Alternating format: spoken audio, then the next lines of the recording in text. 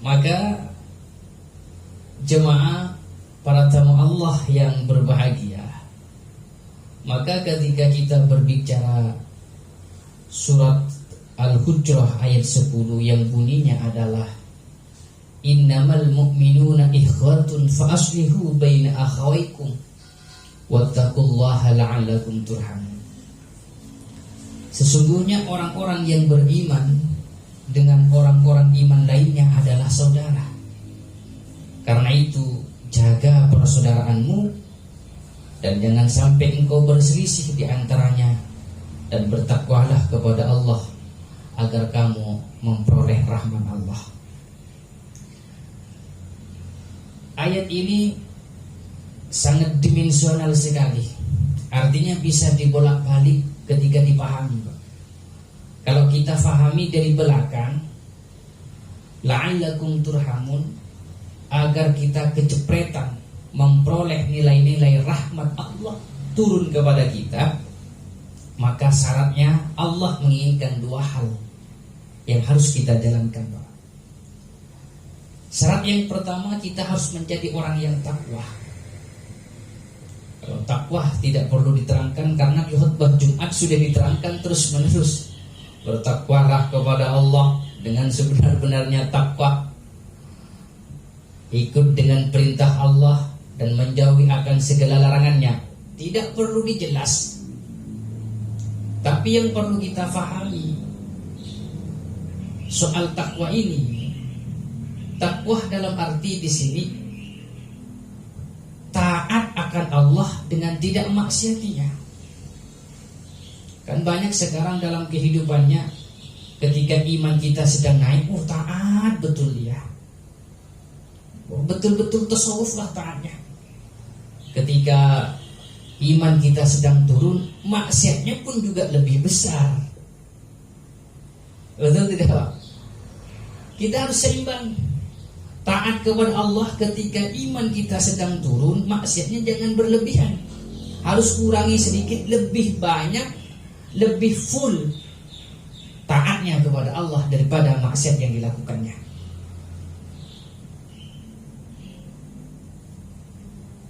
Sifat yang kedua, takwa di sini adalah selalu bersyukur akan kenikmatan yang Allah berikan dengan tidak mengingkarinya. Dan ini pun juga sering terjadi dalam kehidupan kita. Kita selalu bersyukur dengan Allah saat Allah memberikan rezeki dari harta. Dalam bidang harta itu rezeki kata kita. Padahal rezeki itu banyak Pak. Kita tidak menyadari bahwa rezeki sehat, rumah tangga yang tentram, rumah tangga yang nyaman, tidak berantem dan tidak cekcok suami istri, kita tidak menganggap itu rezeki pemberian nikmat dari Allah. Padahal itu rezeki yang jarang kita pinta, seperti halnya kesehatan. Rezeki tentram rumah tangga yang jarang kita pinta dalam setiap waktu Pak. Sehat ruhani dan jasmani, punya anak yang soleh, punya anak yang sehat, punya tetangga yang rukun, tentram, jarang kita pinta hal seperti ini. Tapi ini merupakan suatu nikmat yang paling besar yang Allah berikan kepada kita. Kita lupa dengan kenikmatan hal itu. Yang kita selalu ingat adalah kenikmatan rezeki dalam bidang harta. Ketika kita hasil banyak, kita bersyukur kepada Allah. Ketika kita melempem, ada jedahnya untuk harta itu datang kepada kita, kita ingkar kepada Allah. Padahal kembali lagi, nikmat Allah rezeki yang diberikan kepada kita bukan hanya sifat harta duniawi saja, tapi dalam bidang rezeki lainnya, seperti umur yang barokah, umur yang panjang, ibadah kita tidak bermaksiat, itu adalah kenikmatan rezeki yang Allah berikan. Iman Islam adalah kenikmatan rezeki yang terbesar yang Allah berikan kepada kita. Maka selalu bersyukurlah, jangan ingkar akan kenikmatan hal-hal itu. Paham tuh? Makanya kalau taat kepada Allah, jangan memaksiati Allah. Dan ketika takwa kepada Allah, jangan sampai kita mengingkari Allah dengan kenikmatan yang Allah berikan kepada kita. Sifat yang ketiga dalam takwa itu adalah selalu ingat kepada Allah dan tidak melupakan Allah. Ittaqullah haitsuma kunta. Selalu takut kepada Allah dimanapun berada. Ingat kepada Allah dimanapun kita berada. Kadang kita imannya apa? Ingat kepada Allah, menjadi orang yang takwa hanya di majlis saja seperti ini tuh. Bagus, pakaiannya putih semuanya. Ingat kepada Allah, dekat dengan Allah hanya dalam waktu di hari Jumat, di malam Jumat, yasinan, tahlilan, jami'an, ya tak? Saat di rumah, saat sedang asik, tidak ingat kepada Allah. Padahal ittaqillah haitsuma kunta. Ingat kepada Allah, takwa kepada Allah jangan dibatasi oleh waktu, jangan dibatasi oleh tempat, jangan dibatasi oleh sesuatu. Harus selalu ingat kepada Allah dimanapun kita berada, jangan sampai melupakannya. Ini takwa. Kebanyakan kita dalam kehidupan kita ini, saya mengajak kepada diri saya sendiri. Waktu ingat kepada Allah sedang susahnya, sedang butuh sesuatu, sedang ingin sesuatu, minta, ingat kepada Allah. Duhai Allah, ketika sedang ditimpa musibah ujian, ingat kepada Allah. Pada saat kita bahagia, sukses sudah, impiannya sudah tercapai, lupa kepada Allah, ingkar, melupakan Allah. Maka jadilah hamba-hamba, orang-orang yang takwa dengan kondisi seperti apapun, jangan sampai melupakan Allah. Selalu ingat kepada Allah. Di waktu bahagia mari kita ingat Allah, di waktu senang mari ingat kepada Allah, dan sebaliknya di waktu susah menderita pun juga ingat kepada Allah. Maka ketika di setiap kondisi kita selalu ingat kepada Allah, pun juga sedemikian Allah akan ingat kepada kita dimanapun kita berada, dan dalam setiap kondisi seperti apapun kita, Allah selalu memberikan pertolongan kepada kita.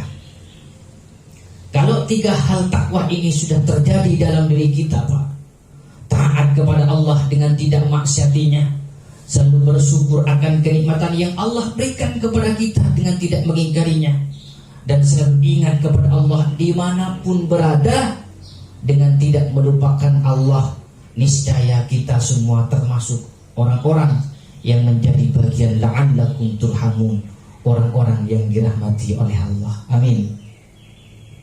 Satu. Kedua, jemaah sekalian rahimakumullah, setelah kita memiliki hubungan baik kepada Allah yang disebut takwa, maka syarat yang kedua yang Allah inginkan agar rahmat Allah itu turun kepada kita, maka harus kita menjaga persaudaraan kita. Jangan sampai kita berselisih di antara mereka, di antara kita. Orang Arab menyebut persaudaraan itu adalah ukhuwah. Dari fi'il madi akho yu'ahi, masdarnya ukhuwatan, yang maknanya adalah persamaan. Jadi kalau jemaah kita semua ini, kalau ingin menjaga persaudaraan itu agar tetap rukun, damai, tentram hidupnya, tidak berselisih di antara mereka, maka harus mengedepankan persamaan, jangan sampai mengedepankan nilai-nilai perbedaan. Kalau hidup kita dalam lingkungan kita mengedepankan perbedaan, bagaimana jadinya, Pak? Permusuhan terus tercipta dalam setiap harinya. Dia bukan kelompok kita, dimusuhi. Kayak anak sekolah, geng-gengan lah. Kayak waktu kita dulu waktu sekolah kan ada sebuah geng gitu. Dia bukan kelompok kita, ayo kita serang. Ya. Nah itu kan mengedepankan nilai-nilai perbedaan, bukan suku-sukunya, bukan peguyubannya, diserang, Pak. Saling membenci dan saling menghujat satu sama lain. Padahal kalau ingin mempertahankan persaudaraan itu harus mengedepankan nilai-nilai persamaan. Maka ketika kita mengedepankan nilai-nilai persamaan dimanapun kita berada, insya Allah kita tidak akan pernah berselisih dengan tetangga. Kita tidak akan pernah dimusuhi oleh seorang dan tidak akan menciptakan sebuah pertengkaran. Kalau orang sudah sedemikian menjaga persaudaraan, tidak berselisih di antara mereka, insya Allah orang-orang itu akan masuk bagian la'allakum turhamun, orang-orang yang dirahmati Allah. Hadirin para tamu Allah, bapak-bapak, ibu-ibu yang berbahagia, ulama kontemporer menjelaskan 4 hal mengenai ukhuwah ini. Artinya kontemporer itu dari dulu sampai sekarang ulamanya sama pemahamannya terkait mengenai ukhuwah ini. Apa 4 hal itu? Dibagi menjadi 4 ukhuwah ini. Pertama, ukhuwah khalqiyah, persaudaraan antara makhluk Allah dengan makhluk lainnya. Kita kan makhluk Allah. Binatang makhluk Allah tidak? Makhluk Allah. Tumbuh-tumbuhan makhluk Allah. Bebatuan makhluk Allah. Alam semesta dengan seisinya ini merupakan makhluk Allah. Betul? Karena kita adalah bagian daripada makhluknya Allah. Alam semesta dengan seisinya pun juga merupakan bagian daripada makhluknya Allah. Maka kita dengan alam dengan isinya ini memiliki hubungan saudara secara khalqiyahnya. Maka ketika alam kita memberikan manfaat kepada kita, jangan kita sampai rusak. Kalau alam kita memberikan manfaat kepada kita, ya jangan sampai kita kotori. Harus jaga kelestariannya. Maka di dalam syariat itu kan diajarkan tata cara berakhlak dengan binatang. Dengan kambing atau suatu binatang yang halal untuk kita makan, cara penyembelihannya itu diatur dalam akhlak, Pak.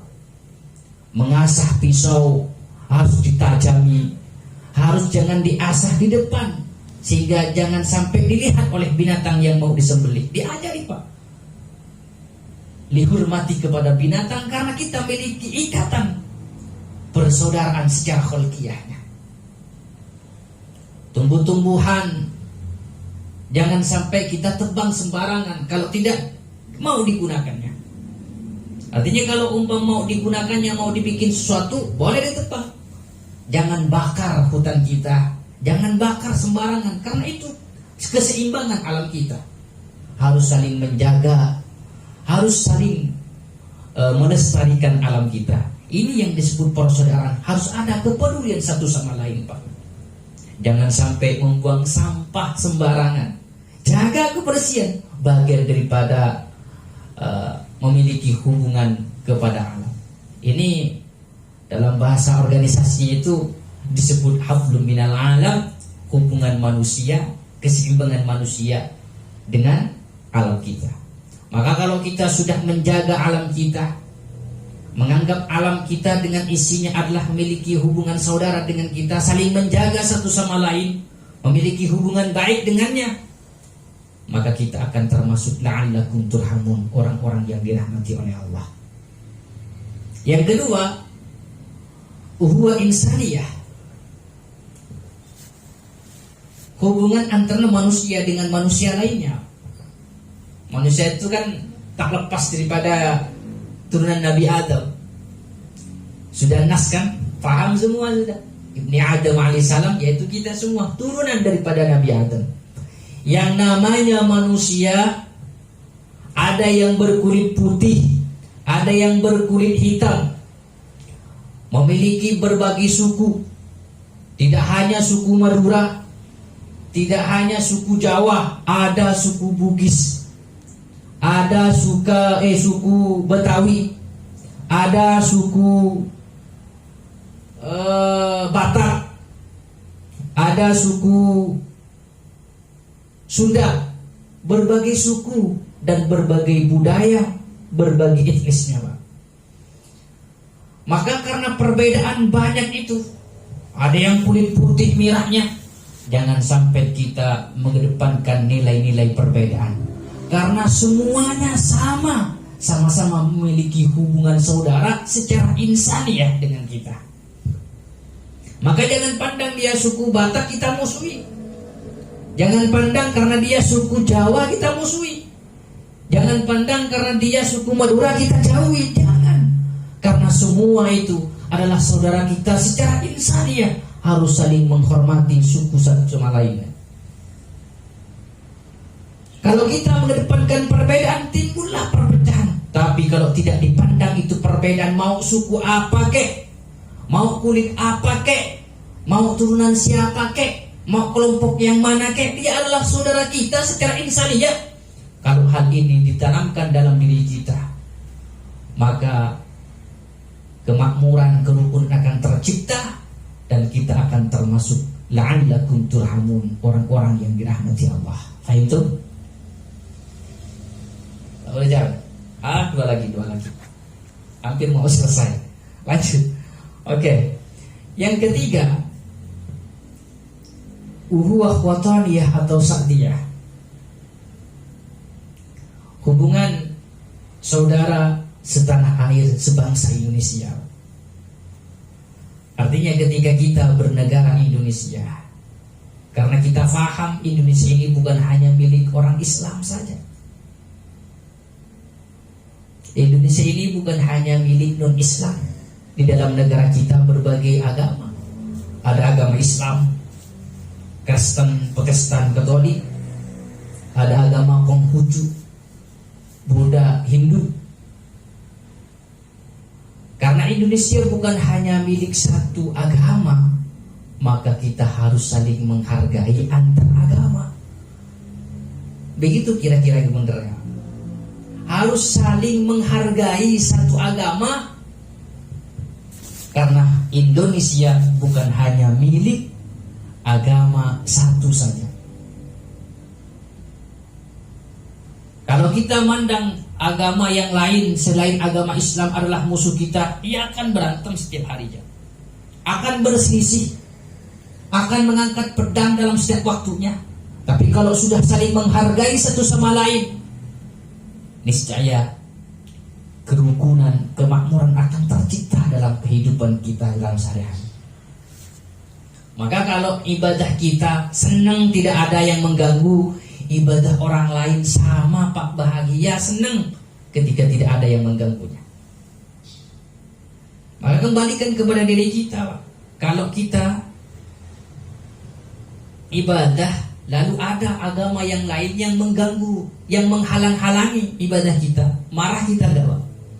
Pengajian seperti ini nih, majelis seperti ini nih, ada agama yang lain, Buddha umpama, mengganggu kepada kita, Kristen mengganggu kepada kita, marah tidak sampean? Tidak satu orang akan marah. Orang kampung yang tidak mengaji, yang beragama Islam akan marah. Demikian sama agama yang lain, ketika diganggu oleh orang lain, maka dia akan marah kepadanya. Jadi agar kita tidak saling mengganggu, saling menghargai dan menghormati antara ibadah agama orang lain. Lebih-lebih umat Islam harus memberikan contoh akhlak yang baik dulu kepadanya, agar mereka semuanya juga membalas dengan akhlak yang baik kepada kita. Fahim itu? Fahimlah.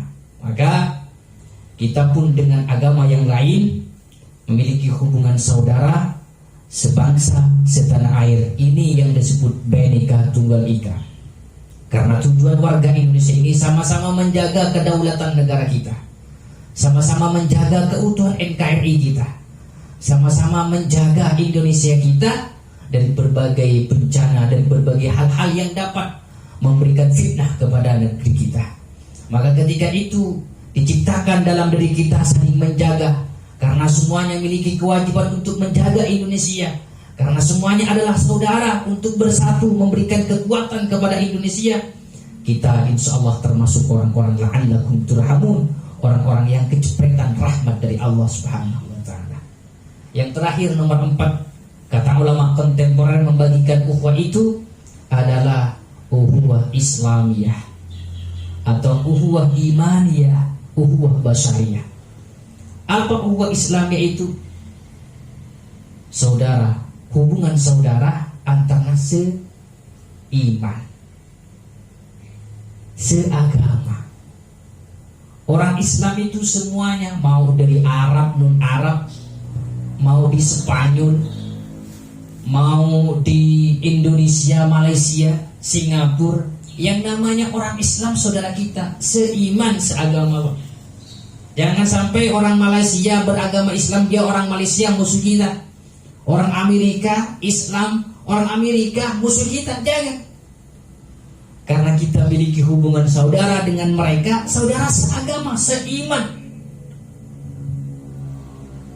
Kalau Tuhan kita sama, Allah Rabbul Izzatil Jalil, Nabi kita sama, mempercayai bahwa Nabi Muhammad merupakan utusan Allah, rukun Islam sama 5, rukun iman sama, sholat kita sama, puasa kita sama kayak semuanya.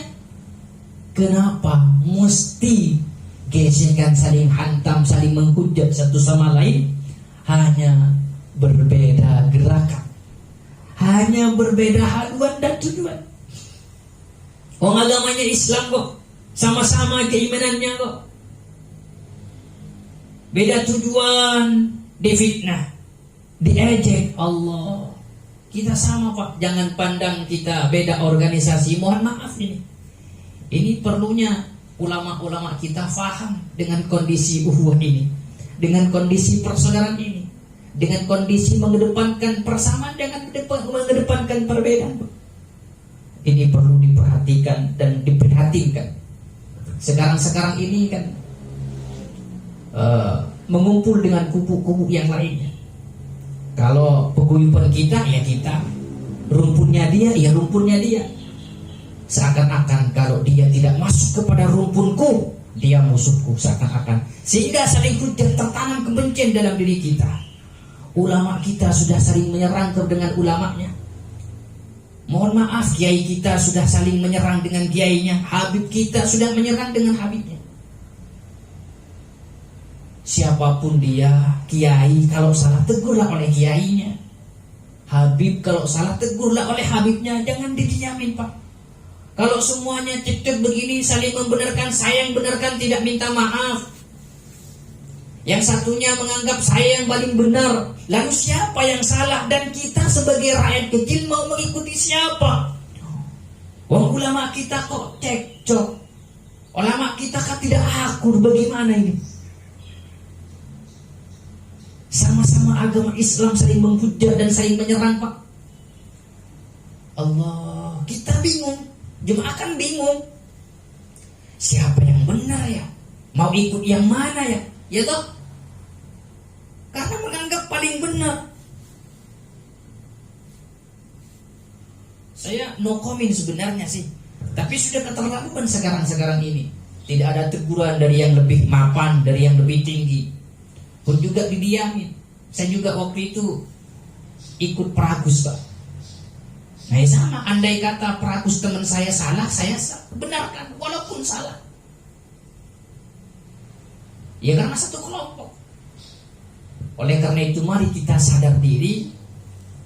Walaupun siapapun teman kita, kalau sudah salah, ayo bicarakan baik-baik. Salah kamu minta maaf. Jangan begitu lagi. Enak Pak. Zaman sekarang kan zaman media Pak, cepat tersebarnya kemana-mana. Biar tidak bingung masyarakat awam seperti kita ini, haluannya kemana kita ini, bingung. Siapa yang akan dijadikan imam oleh kita, bingung Pak. Rebutan. Allah, mudah-mudahan ulama kita dapat menerapkan ukhuwah keislaman ini, bahwa kita semua adalah saudara. Dengan binatang milik hubungan saudara secara kholqiyah, harus saling menghargai, memberikan manfaat. Kenapa mesti dengan orang Islamnya saling bergesekan, berselisih satu sama lain, saling provokator satu sama lain? Mudah-mudahan kita semua ini dapat memberikan kasih sayang kepada sesama, kepada antar agama, kepada antar organisasi, kepada antar majelis, kepada antar suku.